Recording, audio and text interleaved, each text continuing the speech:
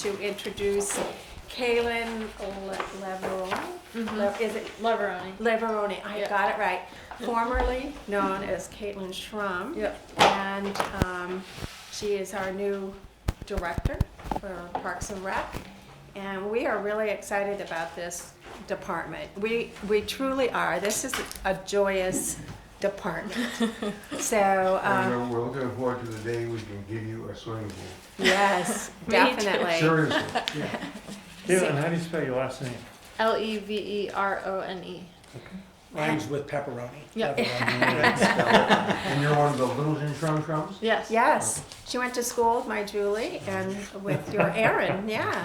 So, I also wanted to thank you for bringing forward Dave Stoddard's name to rename Norton Pike Field is now going to be named after Dave Stoddard. So, and I think that's wonderful because he really gave to this community and it's just a good thing. So thank you, Yeah. appreciate that. Thanks Yeah. to everyone's help. Totally yeah. falling apart today. Are you? Yeah, Yeah. that's okay. Join the membership here. God, I know. It's the snow. Yeah, how are you doing? I did look out this morning, and my blue truck was white, so but it did go. But yeah, I had to get a few pictures just because I'm still from Florida. When the rest of people are looking at me, what the hell is that guy doing taking pictures for? Yeah, pictures of snow. Yet I get a new truck, yeah. And I'm getting a remote start, but they can't install it till December 3rd, so I hope that I don't freeze before that. Then you'll have to get snow tires and everything. I've already got them. I've already got an undercarriage now, so I've already done it. All right. Okay, yeah. Yeah. So we have some new handouts. I'll go ahead and turn Do we this. have a new handout for the Parks and Rec in here? It's in there. Yeah. So,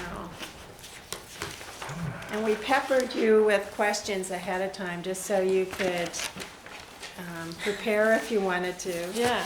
Yep. So, how would you like to go about this, Jim? Do you want to present anything, or should we? Just to let you know, then, there are some updated cover pages that we've given you, and we've done this at each meeting, so it kind of gives you a little bit of an update of the potential tax rate, based on where we're at right now, and in reference to the general fund, that's 3.406, and well, we haven't gotten into the warrant articles yet, but if every warrant article was approved and went out to vote and passed, it would have it at a 0.48,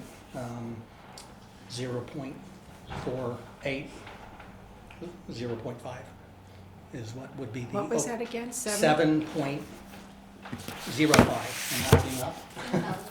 Yeah. If every warrant article, that has been listed on here, but the general fund portion is 3.406.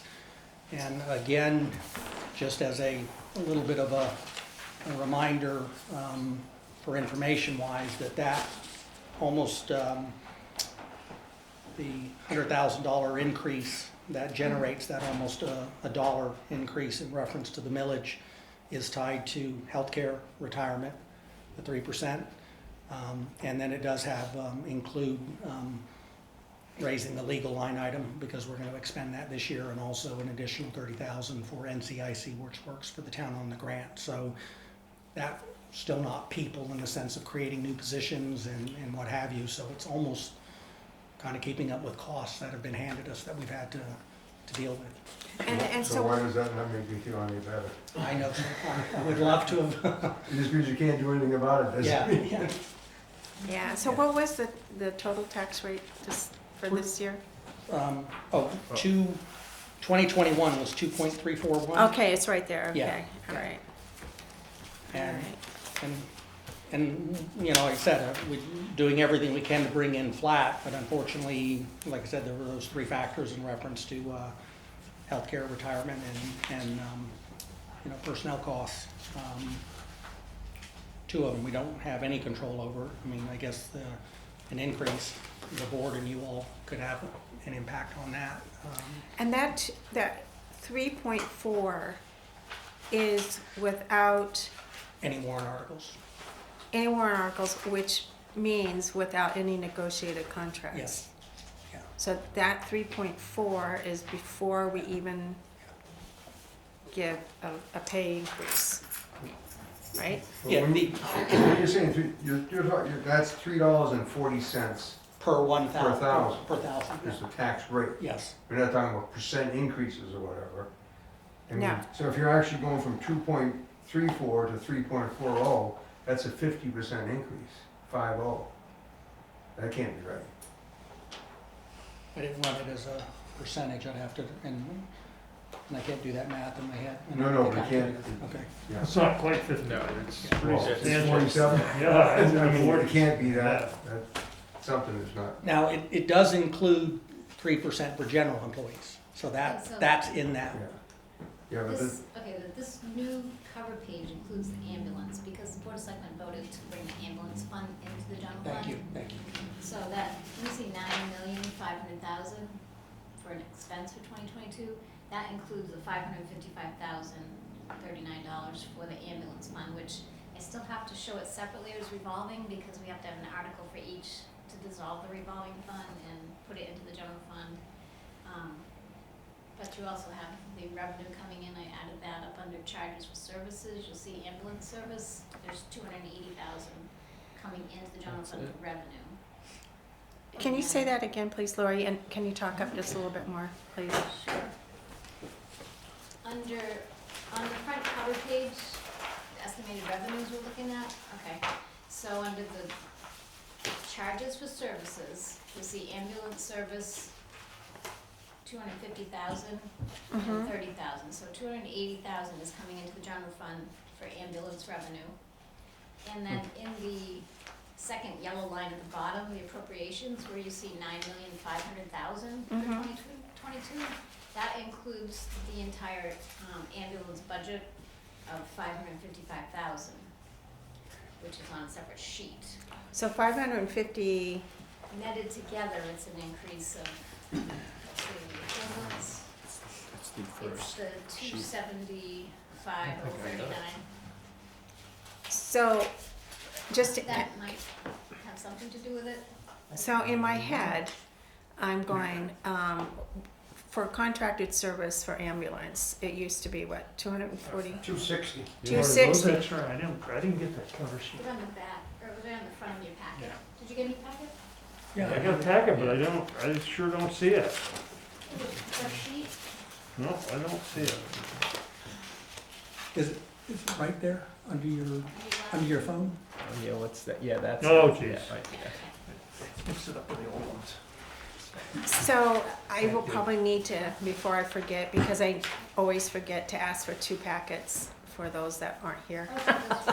I always forget that. Thank you.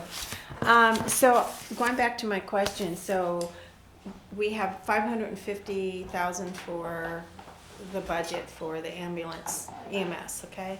But they're bringing in 250,000 in revenues, is that right? So now we're at 300,000. But I know, yeah, so, but just taking those numbers right there. So Yeah, the net is 300,000, you're saying, 300,000, yeah. right? Oh. So we can't have a 550. They're bringing the expenses in, but then before, and we also have revenues. But the revenues are not projected, the 250,000 revenue? Okay, so, The revenue is 250, they're projecting $250,000 in revenue okay. and 500,000 in expenses, right? 550. 550. Now, does the Expenses. 550 include the lease payment for the ambulance? Yes. Yes.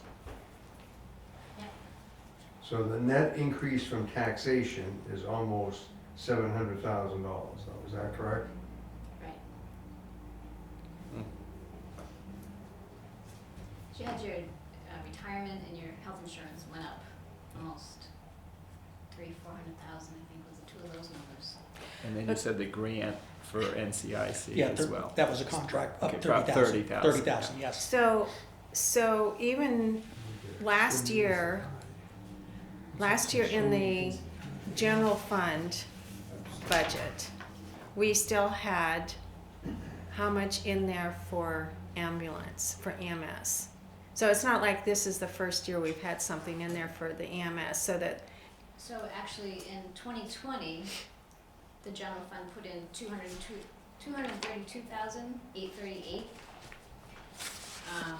That was when they switched to a revolving fund, so there was a specific article for that, so that's why they received the money then. In 2021, there was not a specific article to transfer money to the ambulance revolving fund, so they didn't receive anything from the general fund in 2021. but we're, you're How much talking to a income? non-accountant here. So how much were the expenses in, for the last year for the EMS?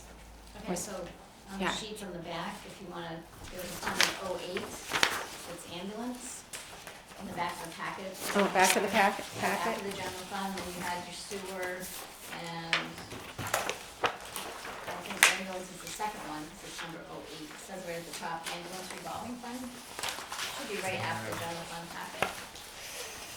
Okay, general fund packet, okay. When you'll get to these, the These first little one will ones. say general fund expense, Mm-hmm, and then you will have budget workbook, sewer budget, and then the next page after that is the ambulance revolving. ambulance fund, okay. So that will show you the 2020 actual expenses and actual revenues, and the 2021 expenses have all been updated through October for the general fund and all these other funds as well, so those are more accurate for your reference. So I'm just trying to So your question was? how work much did through they my spend? mind that just bringing the EMS into these numbers, that 700,000 really, it doesn't really affect the 700,000 that it's increased on the general fund by The bringing. General fund increased about 600,000 alone from health insurance and retirement and the other small things mentioned, and then the difference here is bringing this 275,000 from the ambulance comes into the general fund. Okay. Because it used to show down below in articles, but That's what I was just gonna ask. Okay, it was yeah. down below on Yeah. the back of the sheet actually, all right, but it's Thank been you. moved up to the top because it's in the general fund now. okay. So we're not comparing apples to apples here. Not really, unfortunately, because of the Yeah. change. Whatever the net Bottom impact is on line the is the tax same. rate will be, Exactly. Yeah, Well, that's that'll be a real number. yes. That's apples. Yeah, And that can't be a 50% increase. Well, it can be because of the change in the way things are reported, because the ambulance is now in the general fund and not down below in an article. Yeah, but it So- still But it's comes still out gonna of be the the amount of same, money yeah. that you're collecting from the Littleton taxpayer. Not the full, you have the difference that's now in there, it's 275,000. That's Now for the added to your general fund. retirement. In you got addition to the retirement retirement and and health the insurance, health. the 275 for the ambulance, that's all been shifted into the general fund now. So really, there's no way of telling exactly what the ambulance service is costing us. Because of payroll and who's punched in on the ambulance, who's punched in on the fire department. As That a type of- revolving fund, this report shows you what they've spent. yeah, the revolving fund does, but in the general fund, it would be part Once you of the new move it, payroll. yeah, once you move it into the general fund, there'll be lines, but the payrolls will be combined. The payrolls will be combined, is that what I you said? imagine Yeah. that's what, The numbers on the state retirement fund, that's enough to sink you. I mean, Yeah, what was it, between the retirement and the health insurance, about 600? Oh, well, we're here with Caitlin, and we'll probably come back to this. You're our good news, Caitlin. you're still So, looking for your swimming pool. It's getting hard to. I think we just sunk it, so. it's more expensive than an ambulance, but we'll get there. I wish I'd known she was looking for a swimming pool, because when we bought our house, we gave the swimming pool to the Get winner. out. We were the winner. You could be the winner of a swimming pool. I paid less insurance. Okay, how do you want to go about presenting the Parks and Rec? Well, maybe you just start with your first question and that they Yeah. had asked and kind of walk them through. Okay. So how many full-time positions in the 2021 budget? Currently, there's 3, myself, Patrick Donahue, and George Dimick, the superintendent and assistant superintendent. What's not listed on your sheets that you have, I am proposing adding an additional full-time, but I have proposed it to the commissioners for approval. So Christy Huxall currently is a part-time employee, and I'm proposing potentially creating a full-time position for her as a program coordinator. So currently she runs the after-school program and the summer park program, and having her also loop in other programs, I can create new programming ideas and implement, and she would be the implementation and organization of that. So like the basketball program, for instance, that could come off my plate and I could take on more programs bringing in. I have proposed that to the commission, don't know where it'll go from here, but I just wanted to kind of bring that up. And so how much do you think that position will? So I just doubled her. So right now she's 3,700. Was that Christie? Yes. Yeah, 3,700? Yeah, that's about what I had. It was like 37 or 38. Yeah, we'll just round it up, 3,800, so then it'll double that, Oh, actually, sorry, that's just part-time? January to March. Okay, So she's making, I think, close to 17 something right now, Okay. 17,000. So it'd be like 38 or so total for a full-time position for her. Does she still work for the school system? She does not. So you mentioned and maybe I'm getting ahead of myself, like the after-school program, but the Boys and Girls Club has an after-school program, and they usually present a warrant article that seeks town funding. So do those 2 programs overlap or compete for students? I saw or- that question, and I do have that answer in here. So currently, our after-school program is pretty inexpensive.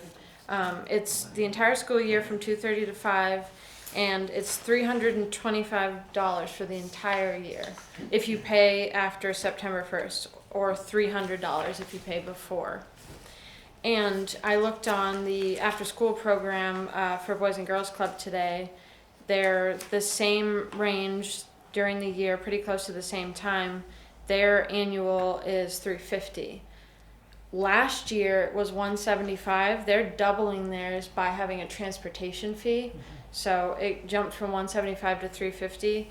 And our biggest competition, our biggest reason why I think we're competing against them, even though it's pretty close in price, is the convenience of it. Kids get out of school, they're right at Lakeway. Parents don't want to go take their kid out of school and bring them somewhere else to go pick them back up again.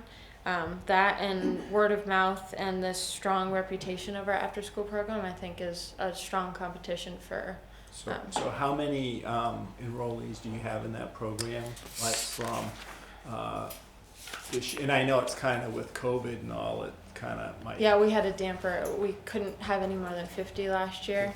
This year we're at 84, and daily we're closer to 68. So, because kids, it's a very flowing program. Not all kids come every day. So total 84 registrants, 68 average daily. And that was jumped up. I looked back at 2019 too, and we were around 48 or 50 kids. So it has increased the past 3 years too.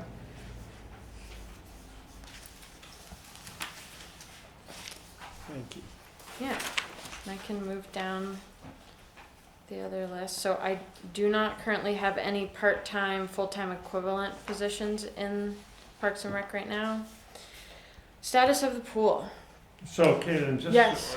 a lot of personnel, just one last question. Yeah. So the benefits are calculated on the 3 people and not until you hear from the commissioners?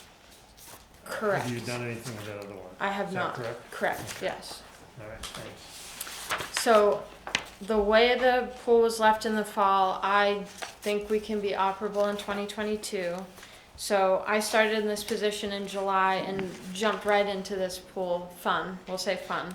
Jump into the pool. Yeah, feet first. She was So looking for the leaks. so I figured out that we had a hose running constantly, so which told me that there was leaks somewhere. So we shut the pump off, shut the hose off, and honestly was just draining the pool. This was a period of 3 or 4 weeks just to figure out where it would stop.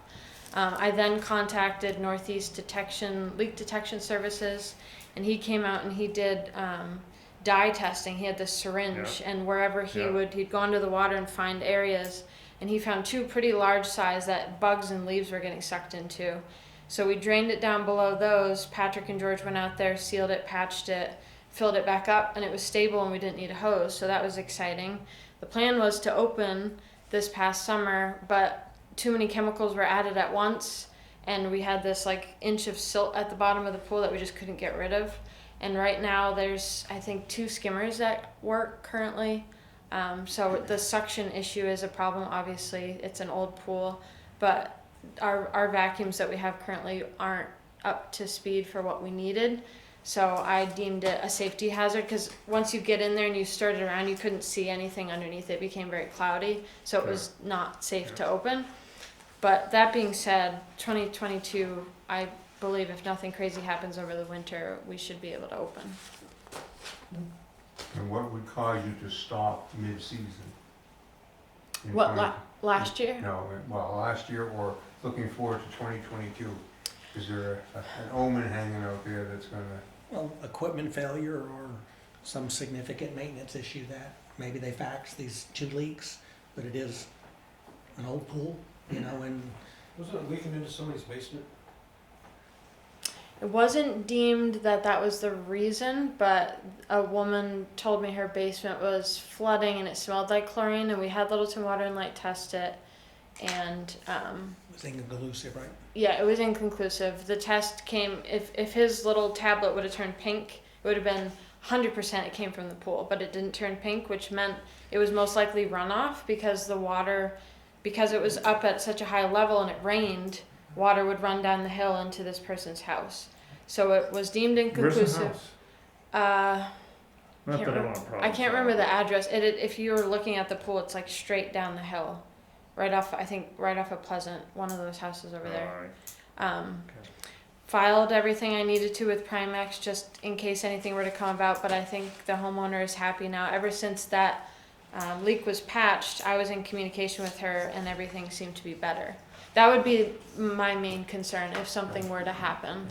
I mean, going back many years ago, didn't we in the springtime paint the inside of that pool with some type of rubberized paint or something that was supposed to be a sealer, if you would, that before we filled it with water to, because I think we've had leaks there forever to some degree, Yeah. but I thought that we had like a.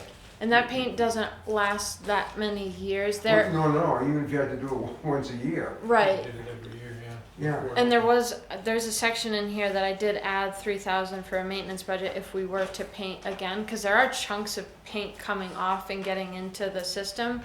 And that paint is expensive, but if Patrick and George were to do it, I can save a lot on labor just buying the paint that way. But right now, there are patches in the pool you can see of where the good rubberized paint was. But for the most part, most of it is. Because it would seem to me that whatever you want to head off virtually any problem that you could possibly have, because once the pool's full of water and it's the middle of July, Right. what the hell do you have time to, or the ability to do at that point in time? I mean, That painting can be tricky because you've got to have really dry surfaces. Right. And That's a hard the part, adhesion, finding it's a got to be time. clean, and Right. the adhesion's not going to be any good unless you got all that. Right. You have to look at the weather forecast. Clean, let it dry, go do it. But you only have 2 days to be able to swim anyway, right, in the summer?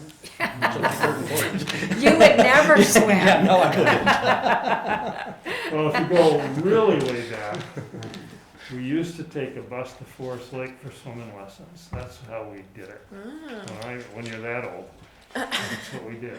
That's warmer though than, my Yeah. kids still I feel didn't like think- I was traumatized. Mom, you traumatized her. You Was made me freezing. take swimming lessons at the pool. So, Well, when the instructor stood on the beach, I knew it was cold. yeah. Amongst other signs.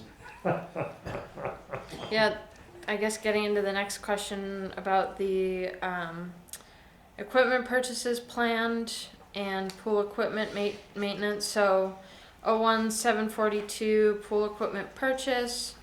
I have increased that to 3,000 from the past 1,000 that it had been, and that's just due to the fact that we found a self-propelled vacuum that's $2,999.99. So a lot of positives come with this. Currently, like I stated, there are 2 skimmers that work, so either you're on one side of the pool or the other, but the other main piece is the poles we have for the pool, they won't reach all the way down to the bottom. So in the past, I've been told lifeguards have got into the water to get all the way down, and this process for one person could take a couple of hours. This would, you set it and forget it, you go home and it's done by the next morning where the kids are swimming. It also has, the hose is long enough and the dolphin is long enough and it swims, it touches all surfaces of the pool. Knowing that, I mean, it is more expensive than a standard vacuum, knowing that we're gonna eventually get a new pool and investing in the pieces to maintain it, I think are something that we need to do. And then I kind of mentioned before, the pool equipment maintenance was 3,000. We haven't actually spent that the past couple of years, but I intend on keeping it 3,000 if we were to need anything like adding pool paint and going in there and painting it, or for any other issues that arise, having that as kind of a safety net, knowing that it's an old pool.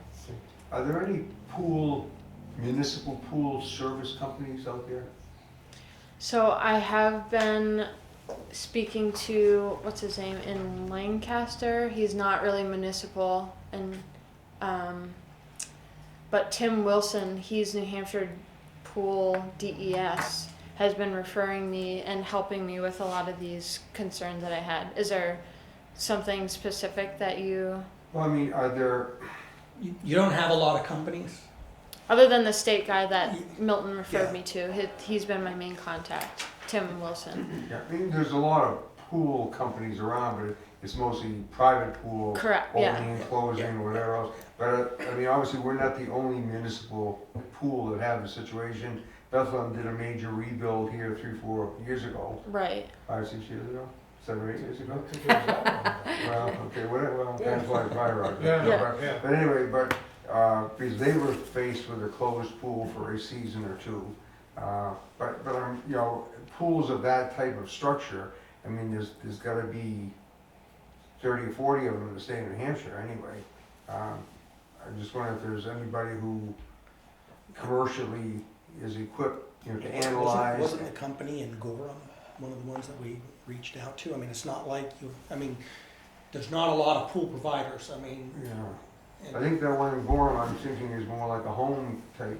That was the one I had reached out to, and they're not, Yeah, I don't know then, I mean, who the commercial folks would be. Florida's one every corner, right?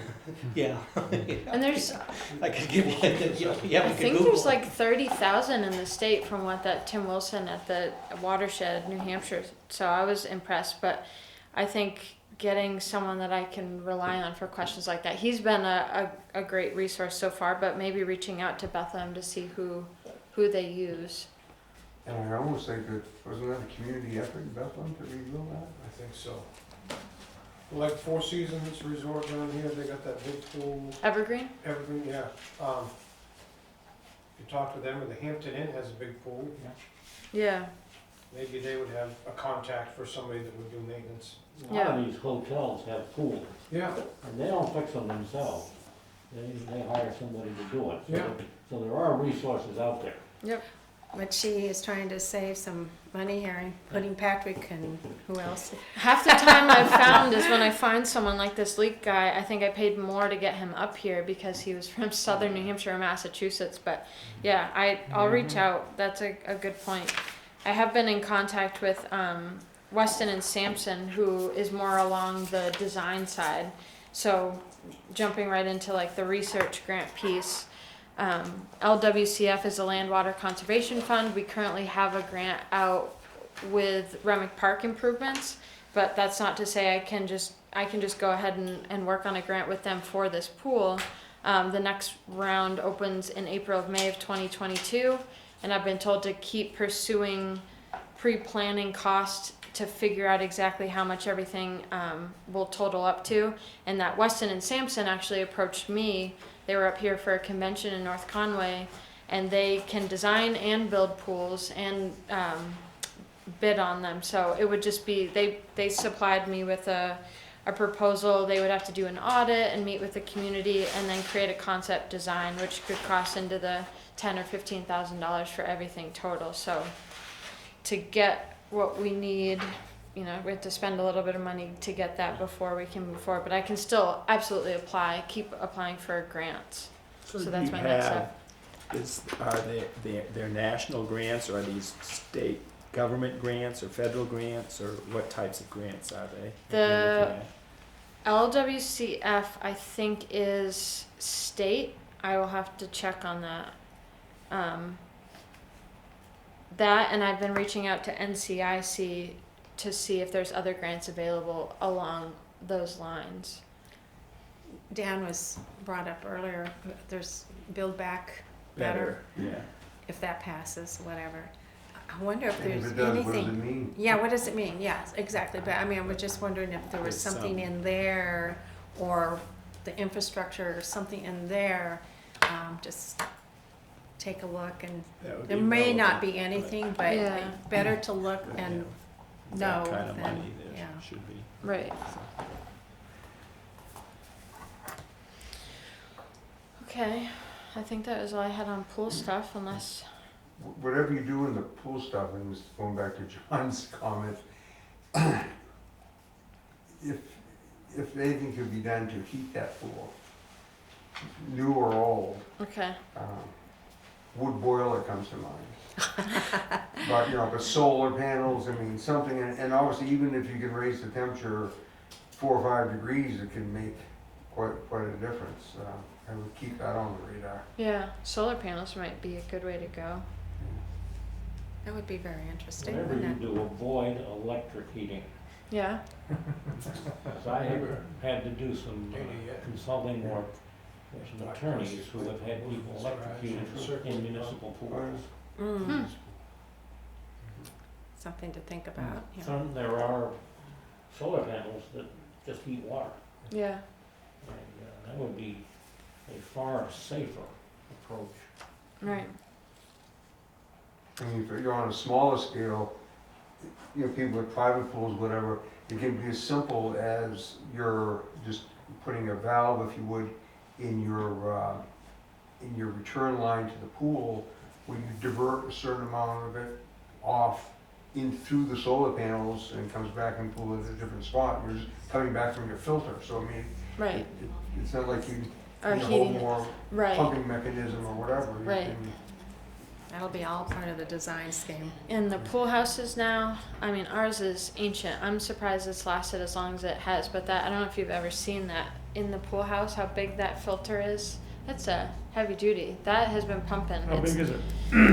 No, it's taller than me. What, 10, So, 8 or okay. 10 feet? Yeah. It's, So I worked in and paper mills, so Okay. there's some big filters in those. it's a sand filter, and everything new, like this Weston and Sampson, when they said everything now is Wi-Fi enabled. You have these like feeder troughs almost, and it will test the pH and levels and automatically pull what it needs. it's So you're sampling. looking at your phone, and you don't have to go up and do the hand test. So Yeah. that part is exciting, that we could get something that will I help should- and work for I us. guess I ought to go look at this. I've been at Forest Lake. No, try Moose Brook. I've been there. That'll make that. I'll jump down to the next question. There was asking about the trash removal 1-650 from 1,000 to 2,000, asking if this expense was for transfer station bags or for commercial service. So to my knowledge, it's always been Whiting's based on looking back in, just the 2020-2019 budgets that I was comparing to. And each year they were budgeted for 1,000 each, and each year we went over. 2019 was 1714 and 2020 was 1478. So I just increased it to 2,000 to cover going over both of those years. So do they come once a week and pick that up? Once a week in the winter. Patrick calls them and once a week in the winter, but in the summer it's twice a week. And what stops do they make? What, where are the trash pickups, I guess? At Remick?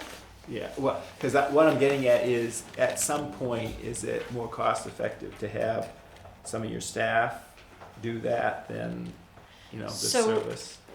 My staff does that. Patrick does do trash picking, and we have one big dumpster at Remick. So he will go to all of the Okay. trash bins that are throughout Remick, and then Okay, so it goes to a dumpster. and around parks. okay. Yep, and we have one dumpster at Remick. So he does the picking. They pick up just Okay. from that dumpster.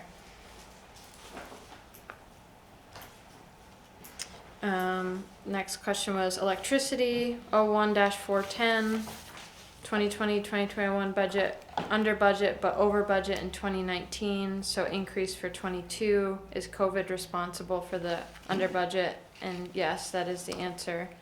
2019 budget for electricity and 2020 were both 7,500. The 2019 budget we were just over at 75-78, so I just increased it to 76 to cover that. So, And again, we could see with prices, soaring all across, it's all gonna come down to the cost of petroleum and eventually through there, so I mean, we could end up, we're trying to budget conservatively, but we could end up with utilities. What's hiking the, 'cause they're all tied. what's the power sourcing for Littleton Power and Light, Water and Light? Anybody know? Couldn't answer that because they If it's don't. gas and oil, sure, it's gonna go up. I have a call in to Tom Considine Yeah, to see, I do this every year, just because we have school and we have town and everything. So I haven't heard from him yet, but they just had a meeting Monday, so I wanna know if they're anticipating an increase in the rates. So I will let you all know on that. Because last year we didn't have an increase at all, but this year is a totally different year. Although one thing they've always done very well, amongst other things, but is obviously buying power in advance at a guaranteed rate. I mean, that's been one of their strengths. It has been a strength, and the other thing is that they have in their budget, they have a little bit of wiggle room, and they always try to have that wiggle room in there so that the rates don't necessarily have to go up and they can absorb it someplace else in their budget. So I don't know if they have that capability this year, but I will send out an email once I hear from Tom on that. The next one, internet access 1-342 from 4,400 to 4,500. This was just, it was listed incorrectly. Okay, let's see, 'cause yeah, it that makes 1,000 sense, was Okay. not correct, and that was just due to going over budget by $100 every year from 44. So Okay. So you gotta keep it at the true cost, which is Yeah. in the 45. right. And then summer camp fees. I was chatting with Christy today. Oh, sorry. Do you have No, a- go ahead, Okay. yeah. So this also, like the after-school program, is a pretty reasonable price for the most a parent can pay is $105 a week, and that's full extended, which means it's 7 a.m. to 5 p.m. So the park actually is 9 to 4, the summer camp, but we have extended morning and extended evening due to parents' work schedules. So some parents can bring them in at 7 a.m. or extend to 5 p.m. So that the most a parent can pay is $105 a week for that. About how many Why- they have in that program? This year was the highest year since I've seen the past couple is 178. Obviously, with COVID, we could only have 60, and we had pods. And then 2019 was 124. So Caitlin, what again is the limitation on the rate that you're charging for those? This honestly just was here when I got here. We can absolutely, I want to increase these, and I think it is reasonable for the families we have. We do offer scholarships for those families that cannot afford. Even Christy told me that the most they've given is 50% off, and in those cases, the parents have volunteered at local park and rec events and programs to supplement that help. So how long has the rate stayed the same? That's a good question. I do not know. I can ask that. Because if it's been a lot of years, it's probably overdue, but Right. on the other hand, you want people to use it, so. Right. Yeah. I know that the after school program had just gone up from $250 to the $325, and Christy had no pushback from parents on that, so she wouldn't want to increase next year due to that increase. But yeah, figuring out when the last time, how long that has been, is a good indicator of what we can do.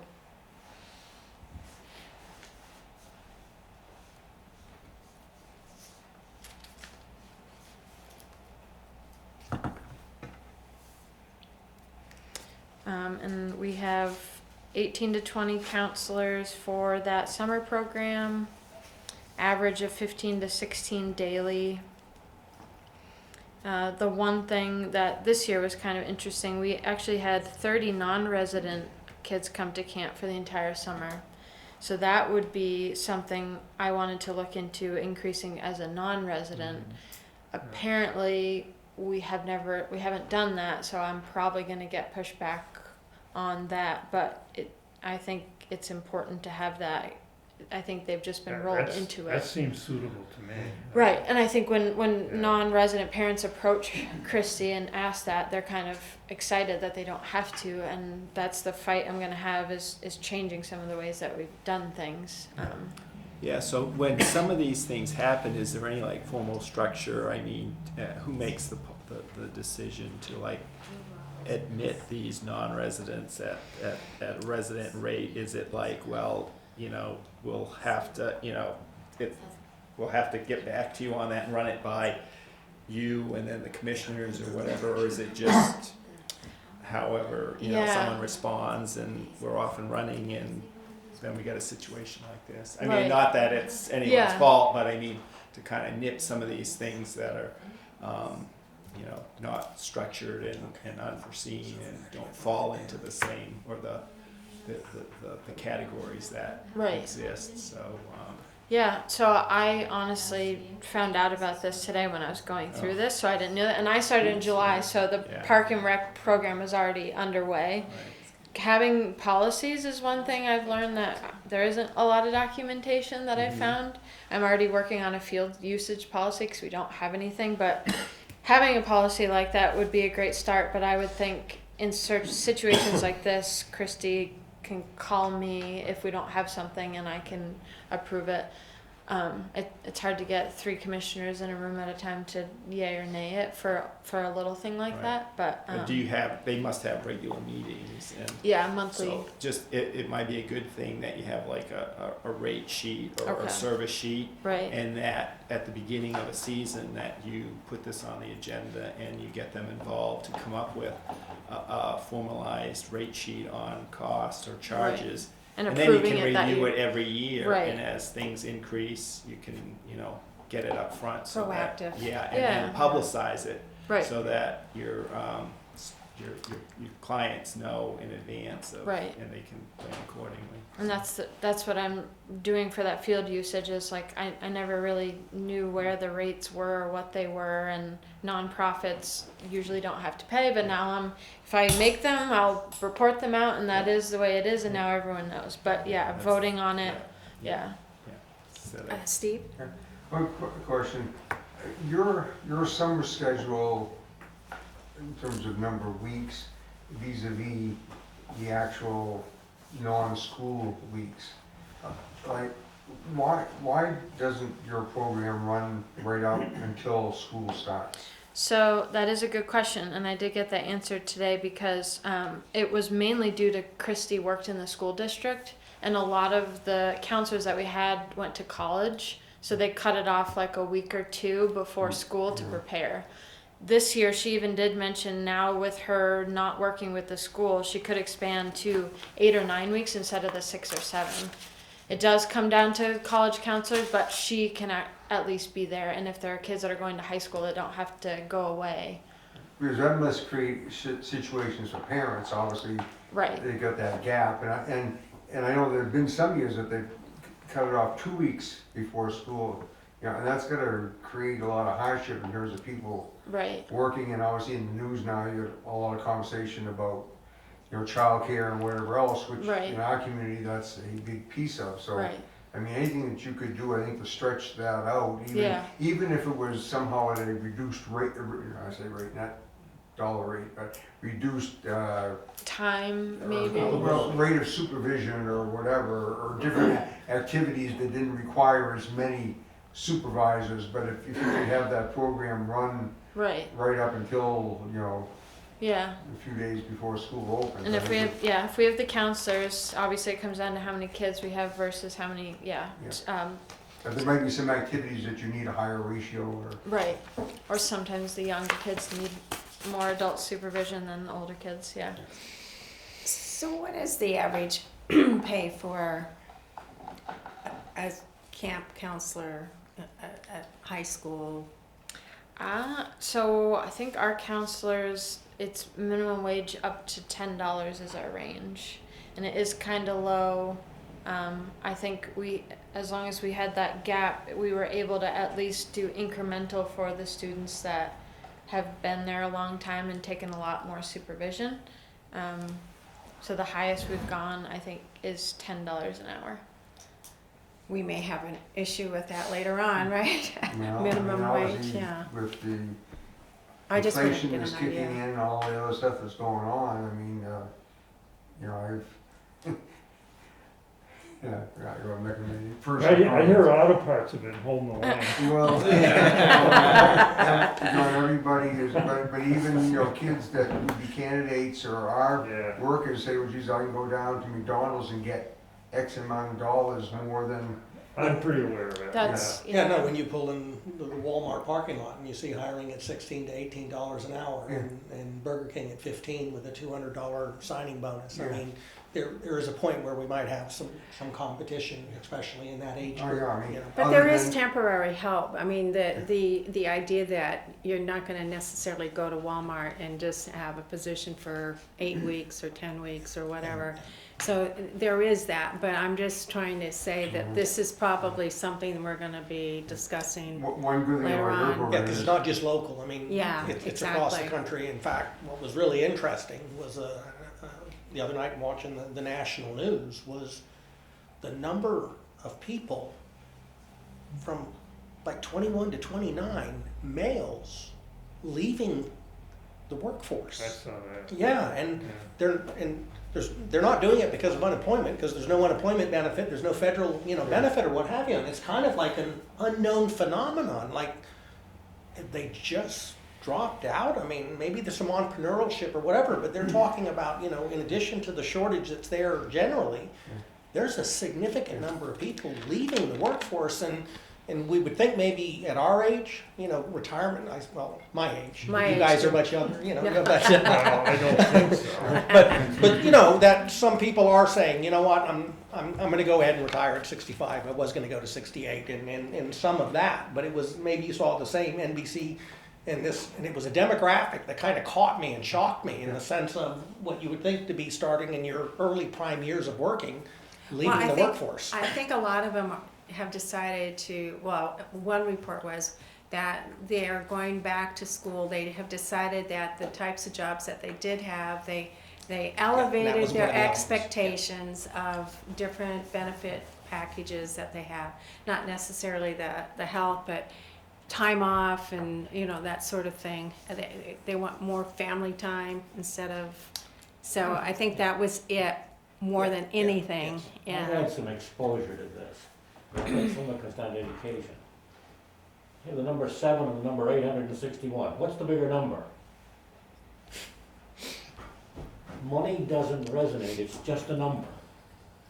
And I can quit and go out and do whatever I want, and somebody will pay me. And that's, Who's the somebody? But, no, but I think Yeah. Diane is right. I mean, you know, I've done enough seminars over the years that even in reference to local government, there is a significant gap between people coming into this profession and those going out. And so you want to call it a brain drain. I mean, and so it's not like, to be honest, who wants to go take my job when you read the newspaper these days, okay? I mean, I don't mean just here, but I mean, but in reality. Somebody with a high threshold for pain. Yeah. So, you know, we've gone to a lot of conferences and it's this struggling, and a lot of it has to do with how do you change your work environment, because Yeah. we're brought up with 8 to 5, 40 hours a week, and you're at the office, and you're right, it's going back to what you've said, that they've changed. Well, I I'm think, not saying it's right or wrong, but they've changed their value system to where time off, remote working, flexible hours, you know, not necessarily going in at 9 to 5 are all things that they're looking for, not necessarily the dollar paycheck. It's those other peripherals that Right. quality of life. Well, I think too that the workforce or the work environment has changed. So I'll just bring up, well, I know someone, I won't tell who it is, but they are a lawyer, and they're always connected to their clients, whether that person is in China or England or someplace. They're always connected because of the cell phone. They never have any specific time off because it's a different time zone someplace else. And so you get a lot of people that are connected by their cell phones, and they have clients some other places. They're always working, or their boss calls them in, or, you know, I think those are the specifics that they're trying to change a little bit, is to really have time off. Not just the 9 to 5, but have the time off once you leave at 5 o'clock. the people who are working through their cell phone are working, and that's the key that we may overlook, because they're getting paid by somebody. I work for clients all over the world, and I'm 80 years old and I'm still doing all the work. And Well, the digital age has changed. It's changed That's things. right. Social cultural norms are just different. Yes. Like you said, I grew up, I'm gonna work, I'm gonna plow ahead, and I'm not gonna miss, and I'm gonna give them a little extra and all that kind of stuff. And nowadays, these kids wanna see, they wanna be creative. They wanna have some innovation in their job. They wanna be able to do it online when they wanna do it, and then they wanna go skiing. So, Yeah. Yeah, they may be productive at 3 a.m. to 6 a.m. and then they take a break and then they come back at 10 a.m. I mean, meaning, so they get as Yeah, much but done, at in just a least different at work least they're environment. still working. I mean, Yeah.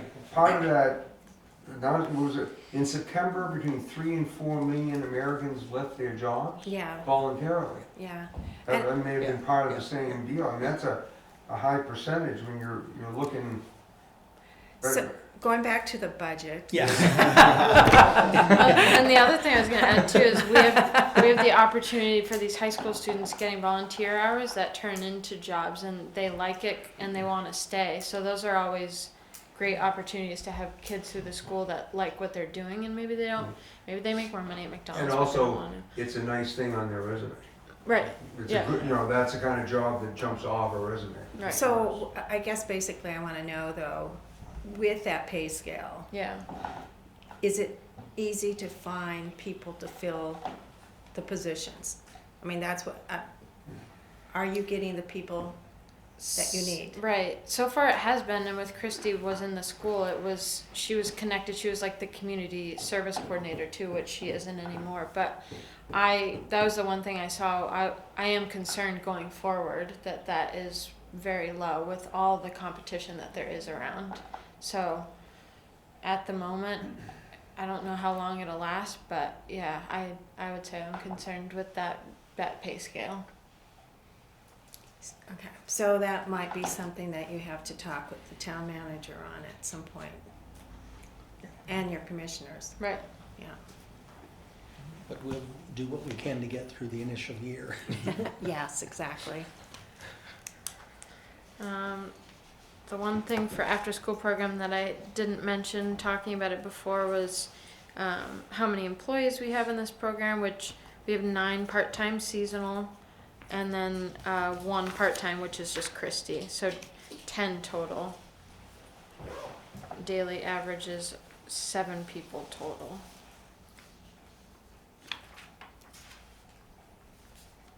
I think the last question was about the department of approaching $500,000 budget. Can more be done to raise revenue to offset tax impacts in light of Lakeway School renovation replacement needs, Parks and Rec desired expenditures, 2023 $120,000, 2024 $2.5 million, 2025 $100,000. Oh, that number might not be right. 2585. And yes, I mean, adding a full-time employee, it definitely doesn't look great on the budget in general, but I do believe to add increased revenue, add more programming, having someone helping me and dedicated to those programs. I have a lot of great ideas and great plans with adult programming. I think this area could definitely use it. There's a little area of kids within the 6th and 8th grade that are, don't feel like they want to go to park program anymore. They're a little too old, that we could have a adolescent program, and even just honing in on the current programs we have and increasing prices, whether it's basketball program, it's $25 a kid, and we give discounts right now on second kids, but maybe we don't need to, and just honing in on a lot of those programs that have been kind of stagnant in the prices that we've had. So I think we can do more to offset the tax impact. Yeah. That is a challenge, right, that Right. 6th, 7th, 8th grade. I mean, one time in Franconia, they ran a program, it might have been either 2 or 3 days a week, it wasn't every day, Yeah, and it basically was a hiking program. yeah, that's kind of what we were looking at. And, yeah. Because they're not in the Or biking. right. even. They may not be responsible or want to care for another kid, because that's usually your CIT program, right? You go into your counselor in training, but these kids, they also aren't young enough. They want to hang out with all these other young kids. So I think that's a great idea. With the trails that we have now on Right. Parker Mountain. And like Tony is one of our amazing counselors, and he Involving the issue of a conflict on a field, and I didn't believe that the conduct had been appropriate, but take that apart. There is, even today, there was a newspaper article. Oh, I hadn't seen Yeah, involving the fact that, and if you read it, I mean, and I'm not picking sides, it's not my job, but there's an expectation that somehow your fields should be exclusive for specific groups, and nobody else should be on those fields. And they're town fields, So they're how paid for by did- the public. I mean, they're paid by, I got a phone call this evening, just to give an example, and I won't give the lady's name, here, but she says she's lived here, she's 60 years old and lived here her whole life. She was calling about the article, and she was pretty upset because she said, we've always played on those fields and they've been for everybody. And to hear people talking about certain people, and that was what the article said, certain groups should not be allowed on these fields, is kind of creating a real tension issue for us, because how do we balance that between trying to work with the school and some of the organized athletics, but yet we also want those fields to be utilized by all kinds of age groups, So who schedules the fields? They- Is there a designated person to schedule the fields? Because wouldn't that kind of, yeah, and that it does go through me. I have a MyRec system. I just get a sheet of paper from the school saying these are when our games are, and I'm told to put them in and then make sure they don't conflict with anything that Parks and Rec has going on. This also was kind of just a confusing situation because it was like a handshake agreement between this program that was created by Chris before I got here, and he had this set date of scheduled days, and they weren't put into the system, and it came down to the playoff game, and both of these teams were playing on the same field. So- Well, So, there has, yeah, I mean, and so, those little things like that we can work out, but it is a bigger issue because even with moving then one group to another field, then the issue became the field they moved to. And all of a sudden, well, wait a minute, they're no longer competing with your game, so what's the issue? And so the issue became now another field, and then it's, should they even be on any town fields? And I don't know, I just, when everybody pays taxes, whether you use them or not, they're supposed to be open, and we recognize there are times you may dedicate them for a period of time, for a soccer season or a baseball season or a softball season, to accommodate, especially since in your area, I come from an area where the schools have their own athletic fields. Yes. Your town fields they have their own soccer, their own Yeah. baseball and football, so you never have this competition, in the sense of trying to mishmash, and so we're trying to do that balance. We could turn to Mr. Goodrich, the time that his father had to go up to Granite Park. There was an issue with playing hockey. There was, yes, there was. So how did that get resolved, John? it's been going on, I guess, for a while. It took a couple of years to get it right, but the first year it didn't really work that well, So- actually. So, Yeah, well, actually, I think it did, but the initial decision by the park commissioners was dead wrong. They just had to get educated. well, the point, the reason why I'm bringing this up, we had a memorandum of understanding, I guess, or Mhm. agreement. I never MOA, MOU. MOU, yeah. MOU, okay. So, anyways, before, and it kind of hit some dicey moments, didn't it, guys? Steve remembers that $6,000, crazy. Well, yeah, because our current one, there's write the check. right. The current MOU has no money being exchanged. It's the wash. It's we use the gym, they use the fields. But there The has, previous one was, and that was the whole contention of there used to be exchanging money, now there's not. but you don't have access, 100% access. You have to be able. I mean, you wouldn't. The Parks and Rec program. I'm just reasoning this out. Right. Would not just show up at the school building and say we're using it. You would actually call ahead and schedule it. Right. So that expectation needs to happen with the fields. But just to give you an example, this weekend, both leagues are done, but a group of folks from one league showed up at the field to still continue playing what they were playing. And just that is bothering the other group. And it's like, but it's a weekend. That's what you're. Right. If we for were to Parks all, and Rec is we were to all go out and Yeah, play on the and field, someone so couldn't. This is read today's article. I mean, Okay, but I will. okay, that just showing up, did somebody schedule that? there It's was just- nobody. It wasn't scheduled. It was an open field. There was no soccer. There wasn't anything. That's You just and I like- could. runs everywhere, and he would love to take the kids out. We just started a program with Sarah Saladay at Growing Home, and she's been taking kids up into the woods and learning about leaves and trees and seeds, and she has expertise in adolescent education, so expanding on that and training for those kids too. So my husband and I hiked Lonesome Lake Trail. So my son had done it before, and he says, you may want to check it out first, like read about it.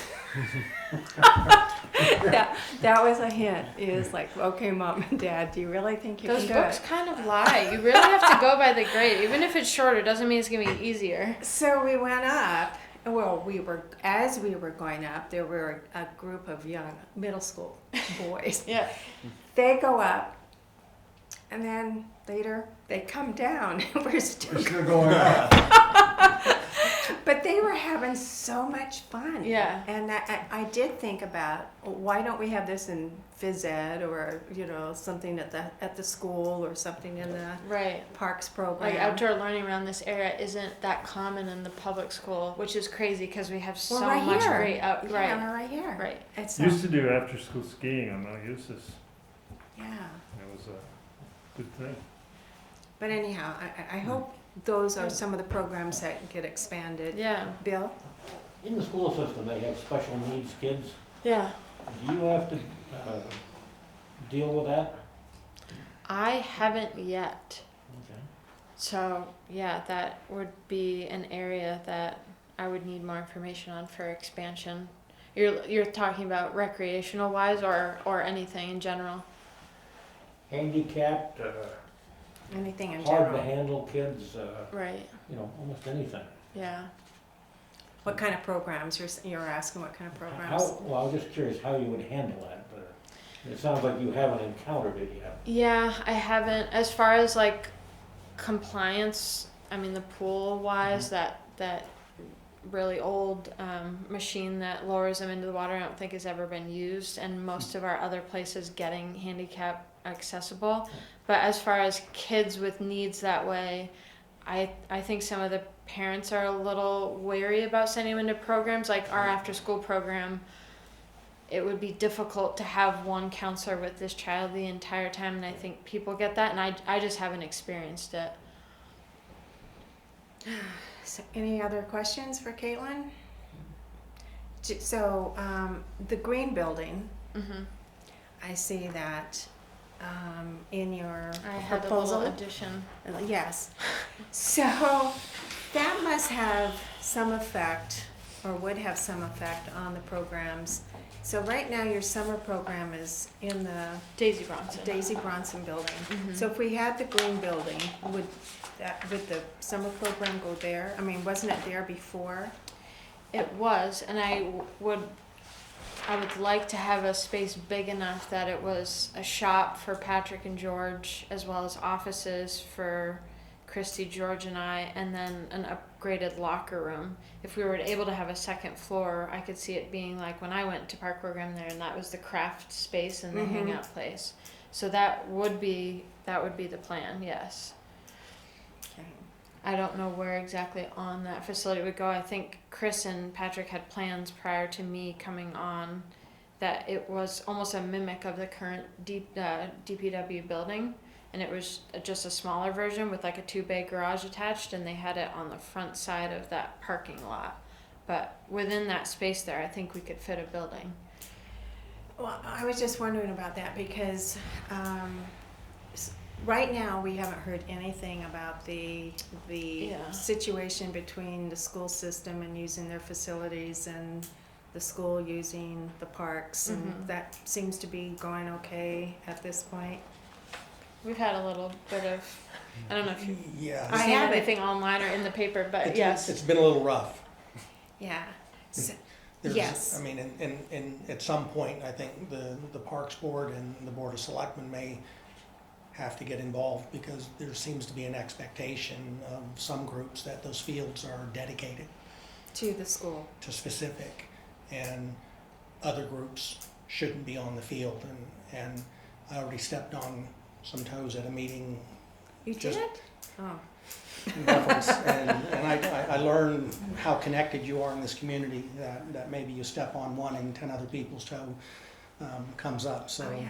I learned a lesson Yeah. involving that issue, and quite a bit, some of it had to do with, actually, to be honest, how Caitlin had been treated. Pickup. It's just a It's a pickup. pickup. game, yeah. Sorry, nobody had to schedule that pickup? Right. anymore? No, because it wasn't booked. It's an open field. an like open we field. got- Yeah, but I mean, yeah. if they had shown up and that field had been booked for something else. Well, then Then they wouldn't Then play. they would- Yeah, They then would play. yeah, then it wouldn't have played, hey, we've got the field reserved, but I'm just saying, both of their seasons are over. Yeah. But these guys They were showed up chatting. to continue But playing. it could have been as simple as that ad hoc group calling up and reserving the field for that day with you. Yeah. I just think that might be part of the I solution. mean, there Is needs like to be someone a has to person go. And that's what made me come up with this field usage policy with rates and times. And then whatever I'm writing in this new policy, honestly, is probably going to contradict the current MOU, which I'll then have to go back and say, these are what I Revise put. it.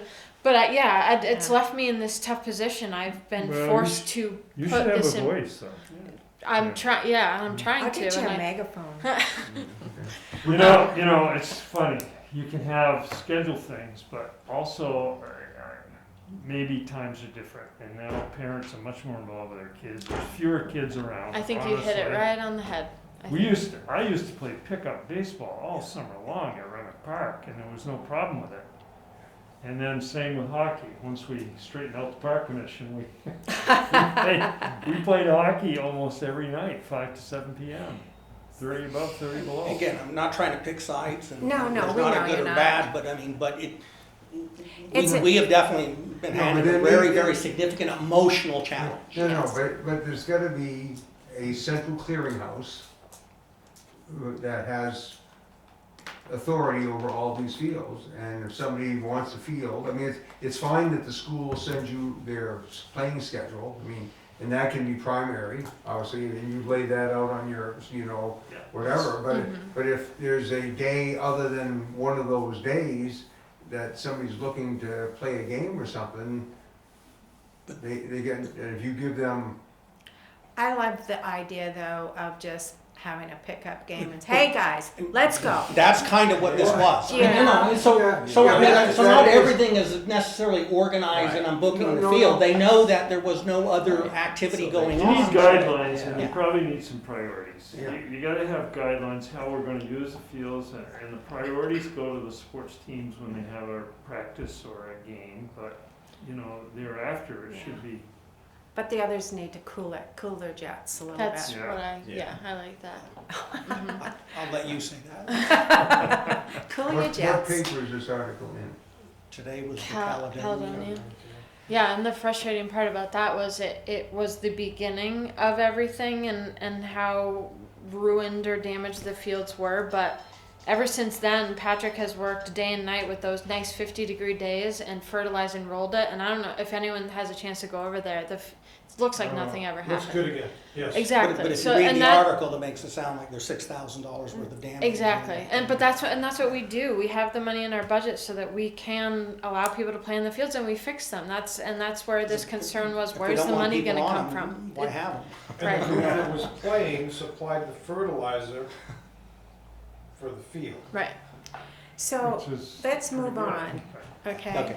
but just letting you know that, there are some challenges Yeah. that we're going through. It's not cut and dry. Yeah. Now, so another program, I haven't had kids that use the park program in ages, right?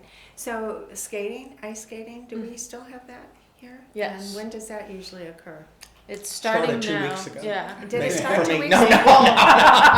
Well, the weather hasn't been that We cold. blocked off the parking lot, so Patrick's getting started soon once it drops cold enough, and I can't wait to be part of that process just to see how long it takes. And I think he said the most he's got maybe is, I don't know, maybe you guys know better, 9 weeks or so. There's 1 year that it was like 5 weeks when it was really bad weather, but that part I do want to do, like skating nights and programs and events for kids and folks to come out and celebrate the awesome skating rink, because it takes a lot of time and effort put into it, and Patrick, that's like his baby. He works hard at that. So There's There is, yeah. if you really tend to it, you can have skating from sometimes early December, but mid-December, all the way almost to St. Patrick's Day. April. yeah. You If can, you're still skating on St. Patrick's Day, it's been a very good it's year. getting, right, Yeah. that's a long year, but you can do it. Yeah. I know. So But you need somebody who's really on it the whole time. Right. we had Brian Lyman Yes. for Yeah. the long time, and that's who I remember. And I just remember all winter long, you could basically head down there and you could skate, almost any time. Yeah. And I, during the day, and then in evening, he had it open to a certain, I don't know, maybe 8 o'clock or 7 o'clock. I don't know what it was, but anyhow, it was, and it's really great for the kids. Yeah, and we have a ton of ice skates up there that were donated or used. So it's free of charge. Kids come in and they need Right. a pair of skis, obviously, or skates. They can get there, and we have the chairs with the tennis balls on them for the people who don't feel as stable, young or old. I think you should get some former hockey players down there to hand out skates and Yeah. do all that kind of stuff. We have Yeah. some hockey sticks and Yeah. pucks up there too. All right, so wrapping it up, do we have any more questions for Caitlin, or do you have a final word on Parks and Rec? 2 things. I just wanted to kind of just circle back to where we were at the very beginning, just going over Okay. that cover sheet, when you look at the difference in the general fund revenue needed from taxation, was 1,727,343 in 2021, and it's now 2,513,000. Lori just gave me a quick little breakdown. Retirement is over 208,000. The ambulance was 275. Health insurance was over 105,000. Welfare, remember, we increased that line to 243,000. And while we're hoping to use ARPA funds, but we still have to budget for it. And also the new police officer. So that came to 832,497.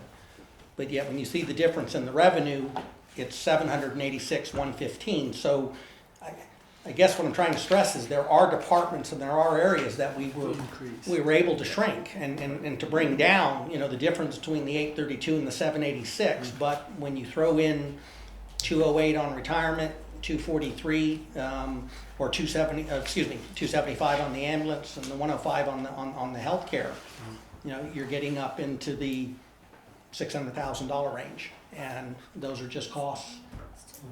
And what are you gonna do when retirement hits 50 cents per dollar? Hopefully I'm retired. You're just gonna say, it's just a bill, it's a cost operation, and Well, I don't know what the alternative is. I mean, in the sense that if you, and again, I haven't been here long enough, but if you didn't have the New Hampshire retirement system, just using that as a basis, then you'd have a significant arm tied behind your back on how do you compete with the communities that do, because that would be a significant issue that folks will be looking at. Secondly, then, what would you put in its place? There's a cost of funding something, and I know we've talked about the defined benefit. You're the one that brought up Yeah, the before, defined so- contribution, yeah, and there's that process, but I think on a state level, that discussion probably needs to be with the governor and the elected officials, because the town's not gonna be able to change So that level. we had talked about having someone from the retirement system come and talk to us, or have a Zoom meeting or something like that. And I'm just thinking that between now and when we put this budget to bed, we don't have sufficient time. So I'm thinking about that in It's a good idea. April It's a or really May. good idea. Does it sound good to have it then? I think you're right. I think Steve's right. I think eventually that's gonna break the bank.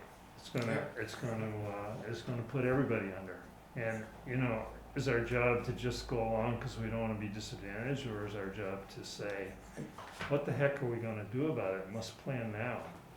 And in just knowing if, kind of looking ahead, even if you did a change, you would still be years before you would see that benefit, because you would, Yeah, so it's Grandfather- another reason to start. but I mean, so let's say we Right. have 79 employees that are currently in the New Hampshire retirement system, so those folks would, in theory, get grandfathered. Yeah, but you got more than that, you got, I think 79 employees here. you got 2 or 3 times that, We do as a budget committee, because we have the school and the. Okay, No, okay. that's not my point. Oh, You're still paying all the retired employees that you had. Gotcha. I Yeah, get you. that's Sorry, true, That's the yeah. point, that's what I mean. Yeah. It's not, It's not only that, but then those that are in, because you can't take them out. I mean, they're vested, No. in terms of their I process. can tell you on the Yeah. Vermont side, they're in worse shape than New Hampshire, actually. And there's a guy I know personally that's worked on that issue, and he's raised it time after time after time. The legislature over there has refused to really do something about it. Yeah. But it's real. is that, John? Let's see, he lives over in the islands in Lake Champlain. No, okay. Really good guy. I can't remember his name at the moment. And the last thing, Diane, is quite honestly, I know he's been sitting here for a while. I didn't know Doug was going to come Doug. tonight, and You're too quiet. he did send an email, and I'll be very honest.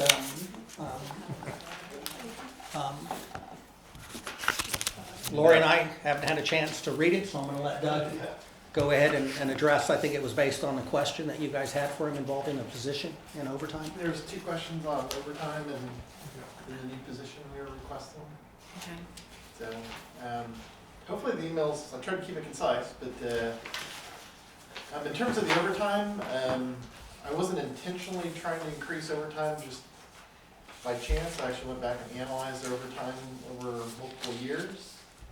So that's kind of what I was using to propose for the budget. But I do recognize that if there's a desire to want to keep things flat or not increase something, that is a line we could keep flat and not increase. I just went back and did some historical now. Our winters obviously go up and down, so our overtime budget goes with the winters. Right. And we've had some mild winters for the last couple, and this one seems to be on that track, so. So we've had some big winters where we've gone over the budget, so I was looking back more at an averaging, to come up to that 46,000 for overtime. And that's So just the background on that. I also sent out your response about the sweeper and the repairs and everything. I don't know if all of you have read it yet, or I don't want to ask any questions, but right now, because I don't know if they've actually had a chance to read it. I sent it out earlier this weekend, I think, or end of last week. I'll resend it.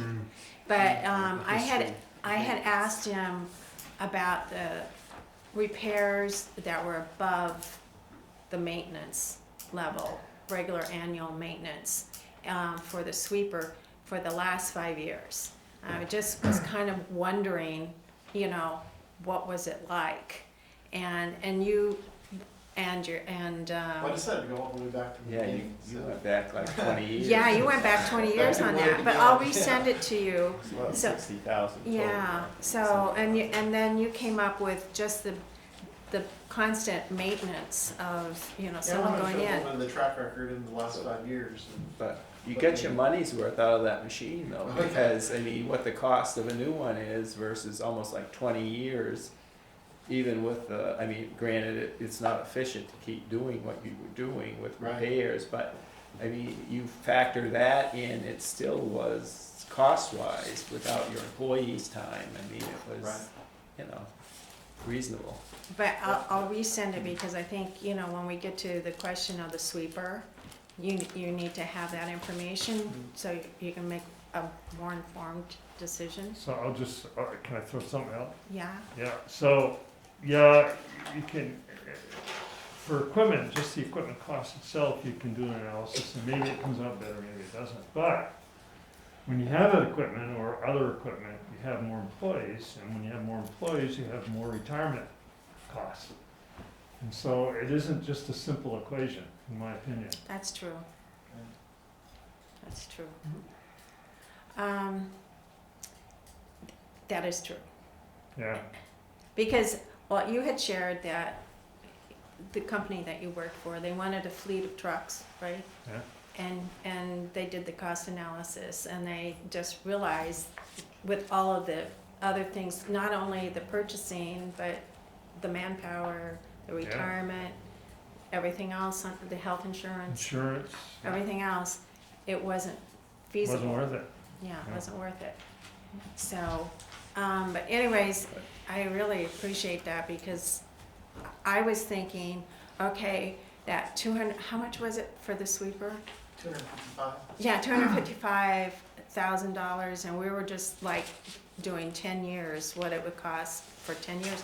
But we Right. really almost got 20 years out of this sweeper, so that I wanted to make sure that I wasn't shooting myself in the foot with that because of, the repairs that you were doing. So that, Right. hence the question, what was the level of the repairs that you had in the last 5 years? Because did we have $25,000 worth of repairs in a year? But we didn't, so. No. Right, and then the last thing from us, I know we still have Thursday, the 2nd and the 9th, also in your packets.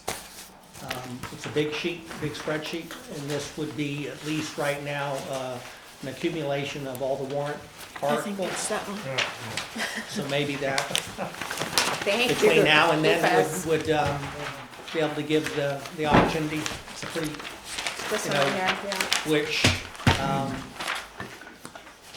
There's two of them, yeah. kind of takes what the, current tax rate would be, and if they were all passed, what it would go to, but at least that then maybe opens the discussion on line item by line item in reference to the warrant articles, if that works for you, maybe at the December 2nd, unless there's any other departments that you No, need to hear from. I was just gonna ask, are there any other departments that you wanna, ask questions of? I don't know if we necessarily need a full presentation. I talked to Megan at the library, we usually hear the library every year, but I basically said, is there anything new? You know, and there isn't anything new. No, and their new thing is the warrant article for a roof, so. So they, oh, okay, Yeah. she said that we Yeah. may have something. Yeah. But that's the only thing Yeah. that's really new, so we don't really have to, Yeah, I think we can here debate the that, discuss budget. that at the warrant article. yeah. Is there any further thinking on, what to do with, the recycling center and what's happening with our service and all the Not any proposed changes on the transfer station, right? No, it's pretty Transfer much station. status quo. Well, they were gonna expand it at one point and be able to accommodate more, to get more revenue, another revenue stream to come in, so that it would offset some of the cost of that. Yeah, I wasn't aware You of know, that. the old discussion I heard was trying to fit a truck scale on Yeah. the site and That was, one that could handle a 53-foot. that was taken off for discussion, because that was, I think, with the proposal of discontinuing the landfill in Bethlehem at Do you have some that, point in the near future. questions and I answers mean, I think it needs to be available to revisited at send some out point. digitally? Yeah, Better I can what's send gonna those happen out. with Bethlehem. Yeah, so Send it's on a warming burner, Yeah, huh? send it, warming and Lori will burner. send it out to Alright. us. Okay. Okay. Yeah, I should have brought copies. I just No, barely that's finished okay, them. that's fine. So we can still keep it central. One thing I wanted to add on the sweeper too, the unit, we've actually selected a unit for that $255,000 budget, and it's actually a better unit than what we have now. It's actually got a stainless steel body. So we actually anticipate possibly 30 maybe years? not better life, but at least maybe less cost. And it's got a bumper to bumper 7-year warranty for the cab chassis and the sweeper component. So we got a pretty good price on the unit in respect for DOT. Is that a demo unit? It's a demo unit. So It's a Johnson. we do have the 2nd and the 9th, right? Yes. Okay. And that, the 2nd, it will be here, the 9th will be at the tower room, okay, so, but I always send out plenty of notice on that. I didn't know if we needed any more than that, but the 16th is with the school, so we have, those are all Thursdays, December 2nd, 9th, and 16th. So I was looking, Christmas week, I don't want anything Christmas I week. think our deadline is December 15th. So there's no town budget? That is Sorry. in the policy, but Okay. as needed. Okay, well, the new folks were looking at the policy, but Yeah, we'll do as it needed, in terms of okay. there, so we're just trying to make sure we're We don't meeting our wanna go- deadlines. I we mean, don't you know, wanna I don't go wanna any rush longer. anybody. Yeah. Please, don't take that Yeah. as saying that we'll do as many meetings as you need, but Well, we're- I'm thinking we're right following now, at least a timeline that, right now, we have the warrant articles, and I don't know if you're gonna have the contract negotiations, any informations or update by the 16th, let's say. So we would need to know, and here's some of that, the information about the negotiated contracts. So we have the 2nd, the 9th, and the 16th, as I said, was with the school. So I really don't want to get into Christmas week because you're probably traveling, Jen, yes. on that. But I was also, I hate to double up, but we have the 7th and the 14th of December. That would be a possibility if needed.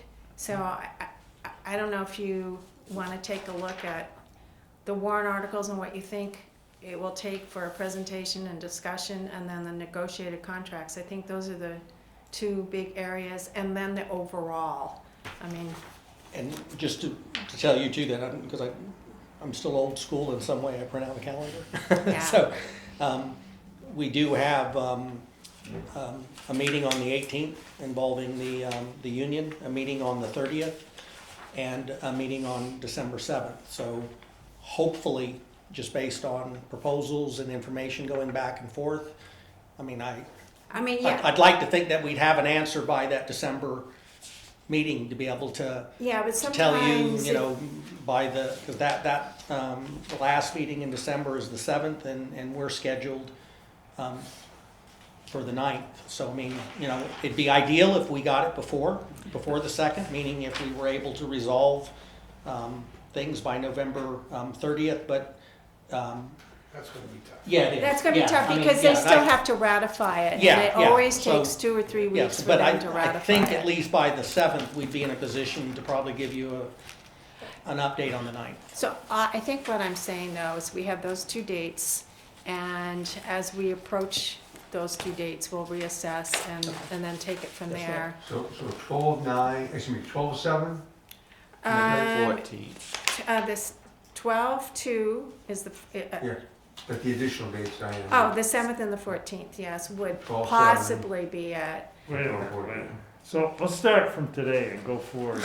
I I keep them all confused Too many here. meetings today. Yeah, Your official meetings right now for the town are, the next one is Thursday, December 2nd, and Thursday, November 9th. And that's it. Oh, excuse me, December. that is it. Yes. Okay, And the school will be the 18th, that's this Thursday, And the 16th. and then December 16th. So we have 2 more with the town, 2 more with the school, and 7th Diane, and you're saying the 14th. 7th and the 14th on And 7th and the Tuesdays 14th. could serve if something came up. came up. Yes. That's So what I'm what's the saying. deadline for petitioned warrant articles? Oh, she gave it to Oh, us, she did. but I don't have it. It's like the first of the year, isn't it? Yeah, it's past January 1st. Yeah. So anyways, I think that's it, right? So our next meeting is with the school this Thursday. It's Thursday. And then we, I showed up to one last week. you did, I yeah, did. you did, thank you. I was You don't get alone. any credit for that, though. So we have all next week off. We have the whole week of Thanksgiving week off. And that is good because I think a lot of us are traveling, so. So I'll Anyways, just tell you, Thursday, I can't make this Thursday. this Thursday? Yeah. Sorry. No, that's fine. I just have trouble. Tag out. That's fine. It's fine. So yeah, this Thursday, Dan and I put a lot of questions together for the Yeah, so school. we'll keep them busy. And we'll keep them busy. I mean, we have like, for the school. So, thank you, Caitlin. It Yeah, was thank you. good Good to job. see you Good again. job. Yeah, Motion to adjourn? motion to adjourn. Thank you. Do I have a second? Second. Okay, our first or second? We are adjourned. Thank you.